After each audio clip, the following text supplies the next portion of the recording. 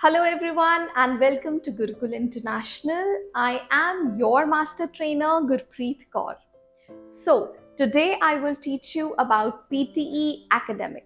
बहुत सारे ਤੁਸੀਂ ਵੀਡੀਓਜ਼ ਦੇਖੇ ਹੋਣੇ ਆ ਕਿ PT academic ਕੀ ਹੈਗਾ ਆ, ਕਿਸ ਤਰ੍ਹਾਂ ਦਾ ਐਗਜ਼ਾਮ ਹੁੰਦਾ ਹੈ, ਕਿੱਦਾਂ ਕਰੀਦਾ ਹੁੰਦਾ ਹੈ, and I think YouTube is filled with these kind of videos. But ਮੈਂ ਜੋ ਤੁਹਾਡੇ ਲਈ ਲੈ ਕੇ ਆਈ ਆ ਉਹ ਹੈਗਾ ਹੈ detailed plus easy way to sort out your examination. बहुत सारे स्टूडेंट्स की करते हैं एक पर्टिकुलर क्रैम्ड रटाया फॉर्मैट उन्होंने दे दिता जाता है तो यूजुअली वो पीटी च वो सारा रट्टा ला लेंगे एंड जो एग्जाम देन जाते हैं कुछ स्टूडेंट्स जिन्होंने जनरल इंग्लिश ठीक है फ्लुएंसी ठीक है एंड प्रोनाउंसिएशन ठीक होंगी है दो students can get good marks good तो नहीं कवांगे can get average passing scores something 50-60 के आसपास उन्होंने मार्क्स आ जाते हैं However, वो स्टूडेंट्स जिन्हों की बेसिक्स बहुत वीक है जिन्हों की जनरल इंग्लिश से कमांड बहुत ही वीक है जिन्होंने ग्रामर की ज़्यादा नॉलेज नहीं है जिन्हों के सेंटेंस स्ट्रक्चर्स वीक हैं वो स्टूडेंट्स भी वही फॉर्मूले नाल प्रैक्टिस कर रहे हैं and the result is no result actually they do not get the passing scores तो इस करके वॉट आई फील इज कि जदों आपां पढ़ना है ਜਦੋਂ ਆਪਾਂ ਸਿੱਖਣਾ ਹੈ ਤਾਂ ਪਹਿਲੀ ਚੀਜ਼ ਜੋ ਸਾਡੇ ਮਾਈਂਡ 'ਚ ਹਮੇਸ਼ਾ ਕਲੀਅਰ ਹੋਣੀ ਚਾਹੀਦੀ ਹੈ ਉਹ ਇਹ ਕਿ ਜਿਹੜੀ ਰਾਈਟ ਮੈਥਡੋਲੋਜੀ ਹੈ ਜੋ ਪੀਅਰਸਨ ਐਕਚੁਅਲੀ ਤੁਹਾਨੂੰ ਕਹਿ ਰਿਹਾ ਹੈ ਤੁਹਾਨੂੰ ਦੱਸ ਰਿਹਾ ਹੈ ਉਹਦੇ ਅਕੋਰਡਿੰਗ ਹੀ ਆਪਾਂ ਵਰਕ ਕਰੀਏ ਨਾ ਕਿ ਆਪਾਂ ਸ਼ਾਰਟਕਟਸ ਲਈਏ ਤਾਂ ਪਹਿਲੀ ਚੀਜ਼ ਬਹੁਤ ਸਾਰੇ ਸਟੂਡੈਂਟ ਜਦੋਂ ਮੇਰੇ ਕੋਲ ਕਲਾਸਿਸ ਲੈਣ ਲਈ ਆਉਂਦੇ ਆ ਇੱਥੇ ਅਸੀਂ ਪੜ੍ਹਦੇ ਆ ਪ੍ਰੈਕਟਿਸ ਕਰਦੇ ਆ ਤਾਂ ਅਸੀਂ ਬਹੁਤ ਸਾਰੇ ਸਟੂਡੈਂਟਸ ਨੂੰ ਦੇਖਿਆ ਜਿਹੜੇ ਇਹ ਕਹਿੰਦੇ ਆ ਕਿ ਮੈਮ ਉੱਥੇ ਅਸੀਂ ਇੱਦਾਂ ਸਿੱਖਿਆ ਸੀਗਾ ਕਿ ਡਿਸਕ੍ਰਾਈਬ ਇਮੇਜ ਵਿੱਚ ਆ ਲਰਨਡ ਸੀਗਾ ਮਤਲਬ ਅਲੱਗ-ਅਲੱਗ ਇਮੇਜ ਨੂੰ ਅਲੱਗ-ਅਲੱਗ ਤਰੀਕੇ ਨਾਲ ਬੋਲਣ ਦੀ ਲੋੜ ਨਹੀਂ ਹੈਗੀ ਆਪਾਂ ਬਸ ਇਹ ਲਾਈਨਸ ਪੜ੍ਹਨੀਆਂ ਔਰ that's it So let me clear this for you. No, this is not the right way. This is not right strategy.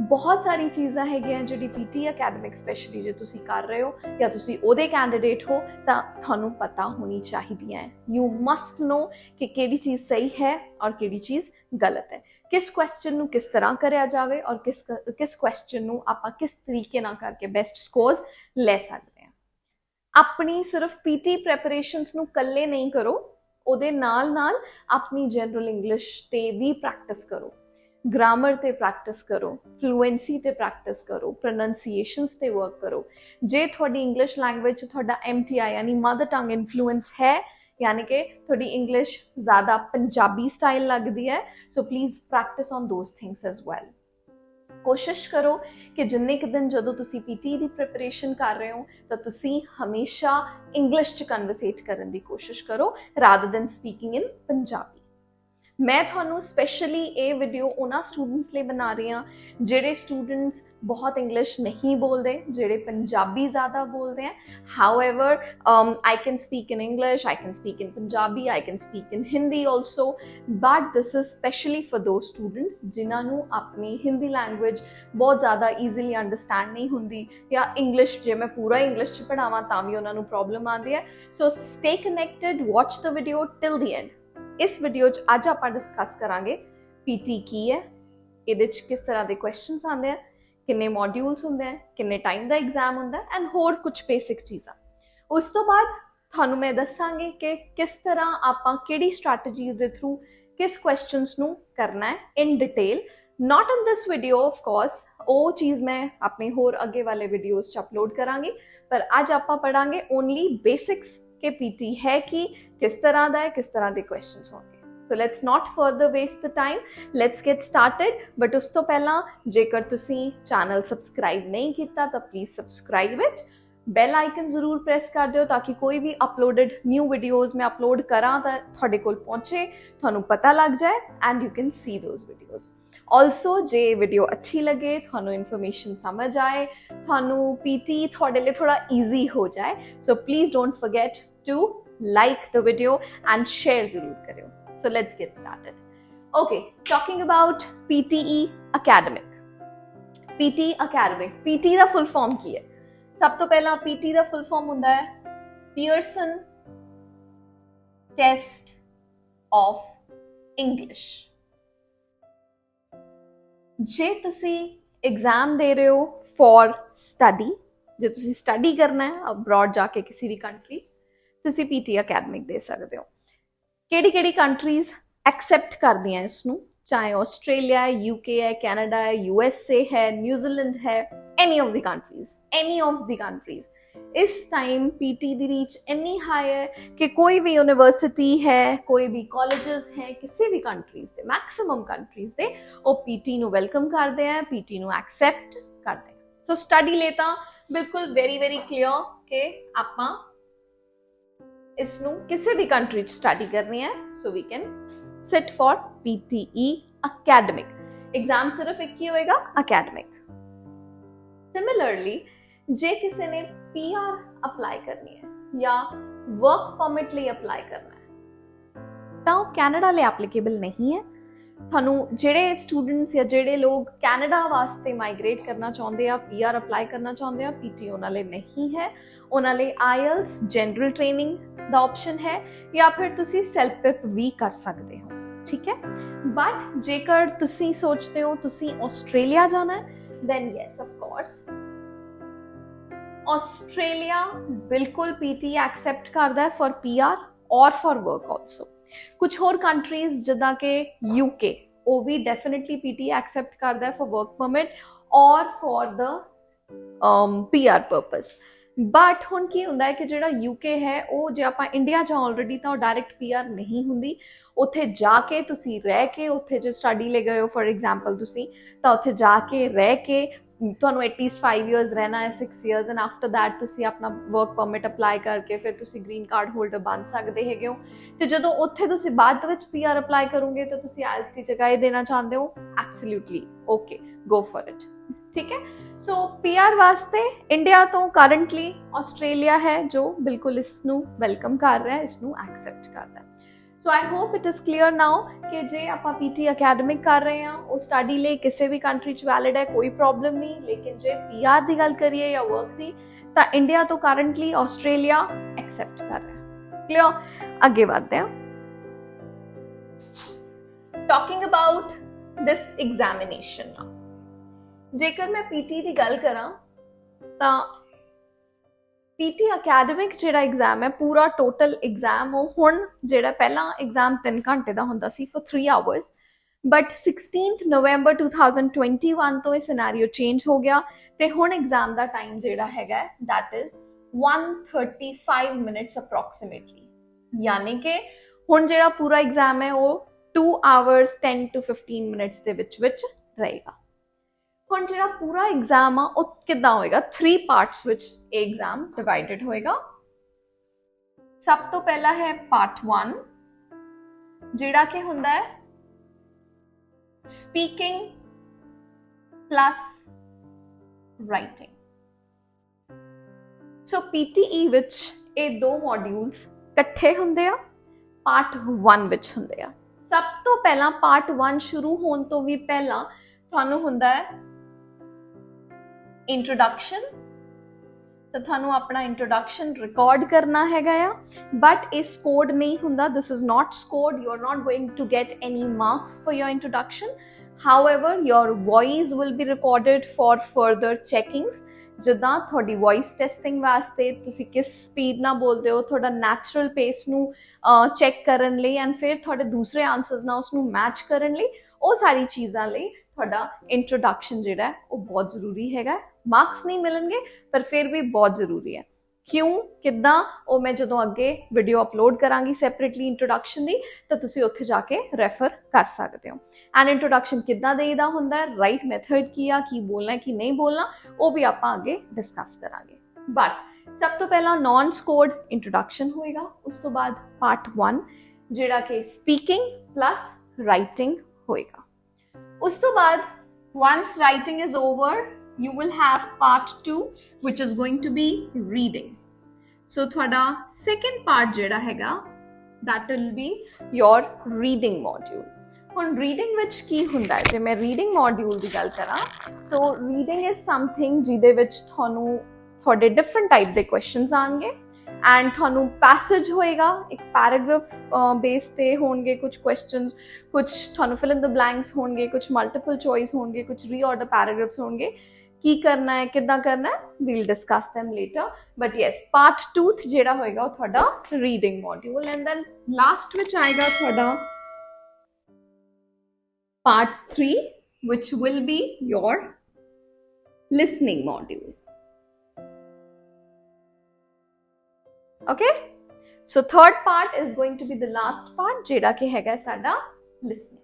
So these 3 parts will be there in exam. Part 1 speaking plus writing, part 2 reading and part 3 listening. ਜੇ ਮੈਂ total exam ਦੀ ਗੱਲ ਕਰਾਂ ਤਾਂ ਇਸ ਪੂਰੇ ਦੇ ਪੂਰੇ PT academic exam ਵਿੱਚ 20 different type of questions ਹੋਣਗੇ. So how many type of questions? 20, ਜਿਹਨੂੰ ਅਸੀਂ 20 items ਕਹਿੰਦੇ ਹਾਂ. So पूरे एग्जाम ਵਿੱਚ 20 डिफरेंट आइटम्स होंगे, यानी 20 डिफरेंट टाइप ऑफ क्वेश्चंस हैं ਜਿਹੜੇ ਕਿ ਤੁਸੀਂ ਅਟੈਂਪਟ ਕਰਨੇ ਆ।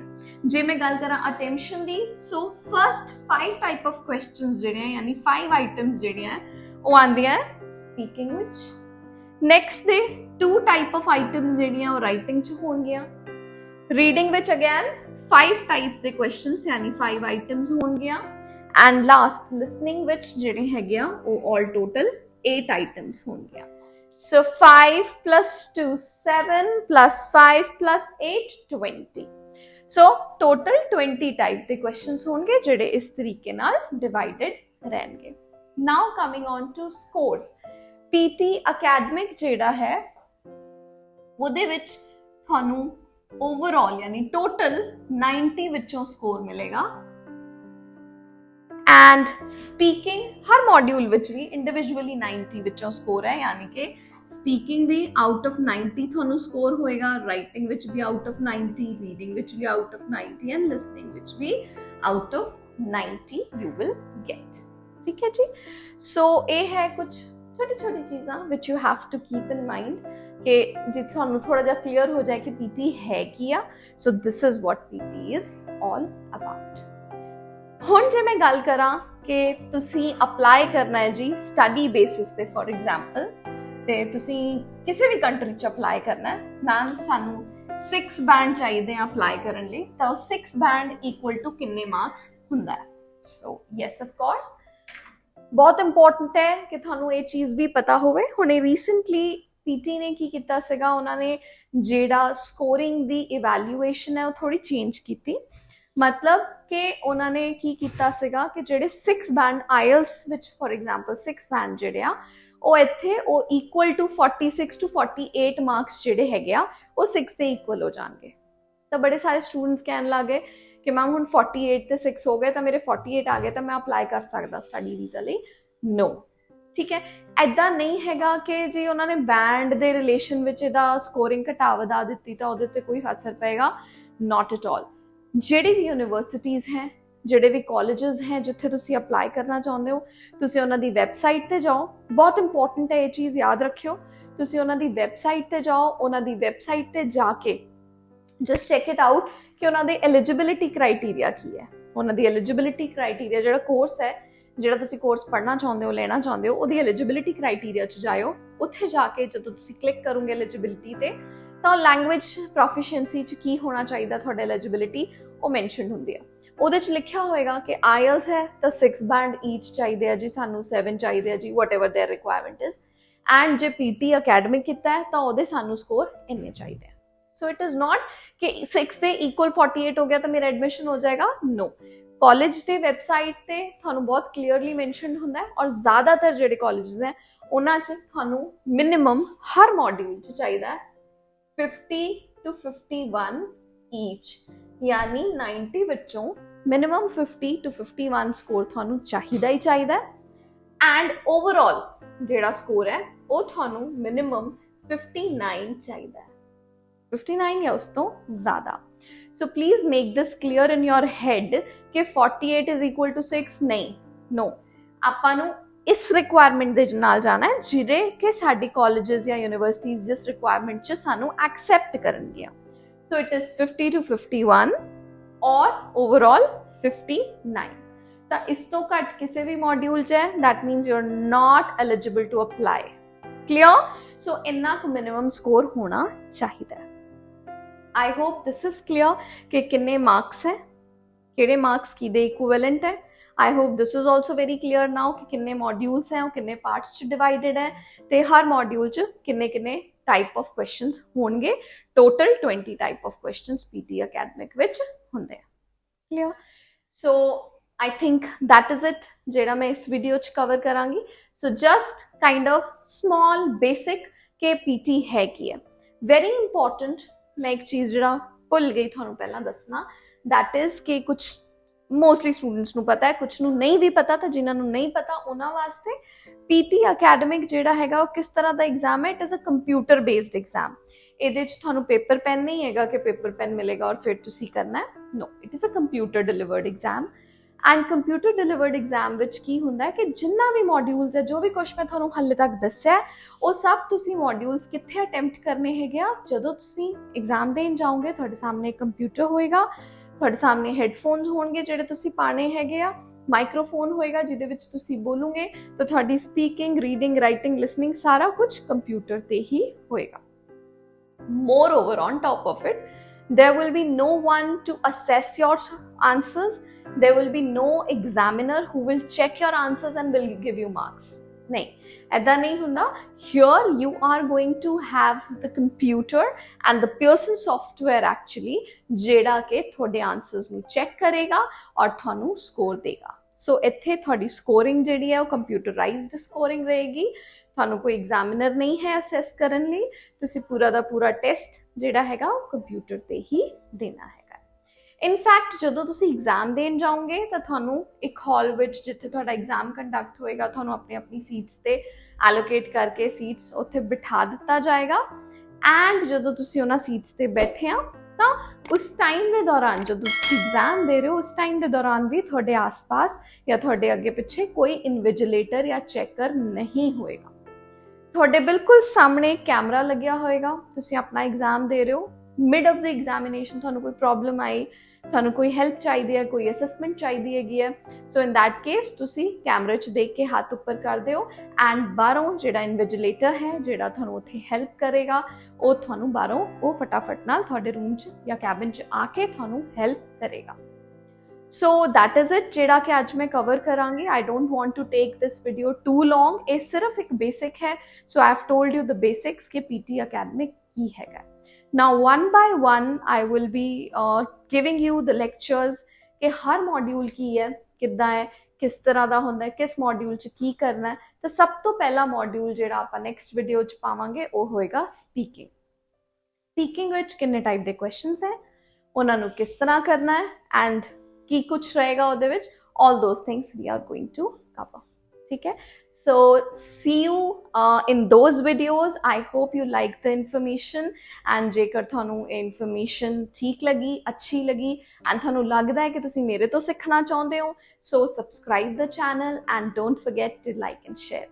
See you in the next video. Up till then, stay blessed and take care of yourself. Sat Shri Akal and bye-bye.